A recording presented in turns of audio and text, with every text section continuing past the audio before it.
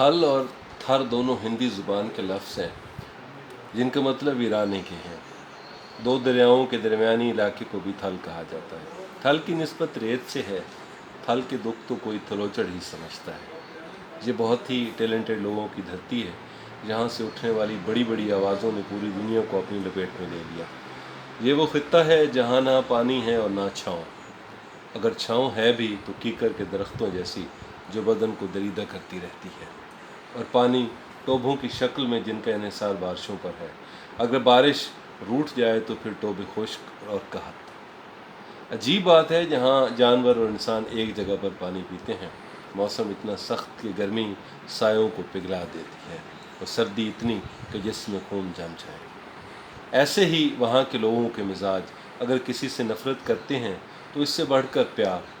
ہزاروں ایکڑ زمینوں کے مالک، مگر کھانے کے لیے انہیں گندم خریدنی پڑتی ہے اور ہر بار بیج ادھار مانگ کر خریدتے ہیں۔ مزدور اپنے گاؤں سے ہزاروں میل دور اور ٹھکانے جھگیاں، اور جب جس کا جی چاہے ان کو زندہ جلا دیں، ان کی آواز سننے اور اٹھانے والا کوئی نہیں۔ ساری عمر سفر کرتے گزر جاتی ہے، ان کے پاؤں اور ہاتھوں کے چھالے گواہی دیتے ہیں کہ ان کی زندگی کتنی مشکل ہے، مگر یہ سخت جان لوگ زندگی کے ساتھ پورا مقابلہ کرنے کے لیے ہمیشہ تیار رہتے ہیں۔ سادہ اتنے کہ ہر بار کسی نہ کسی سیاستدان کی باتوں میں آ جاتے ہیں اور اسے کامیاب بناتے ہیں، مگر وہ کامیابی کے بعد ایسے نعرے لگاتا ہے کہ ہمیں کسی چیز کی ضرورت ہی نہیں، یہاں سب کچھ ہے، اور اگلے دن وہی بیچارے سادہ لوگ زہریلی لسی پی کر موت کے منہ میں چلے جاتے ہیں، کیونکہ وہاں کوئی ہسپتال ہی نہیں۔ اس تھل نے اس ملک کو کیا کیا نہیں دے رہا، مگر بدلے میں انہیں کیا مل رہا ہے، اس کا اندازہ آپ لگا سکتے ہیں کہ اس پورے علاقے میں جو خوشاب، میاں والی، بھکر، لیا، مظفر گڑھ اور جھنگ کا ایریا پر مشتمل ہے، کوئی میڈیکل کالج نہیں، ایک بھی ریڈیو اسٹیشن نہیں۔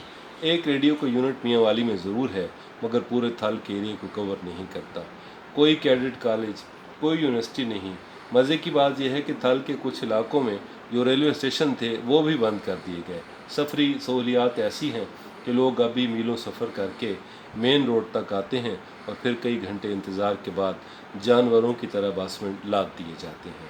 میرا تھلوچڑ مزاج دیکھو، پسند آوے تگال ٹوریں۔ پیارے بھائی خضر کلاسرا کے لیے یہ پوسٹ جو جاری ہے۔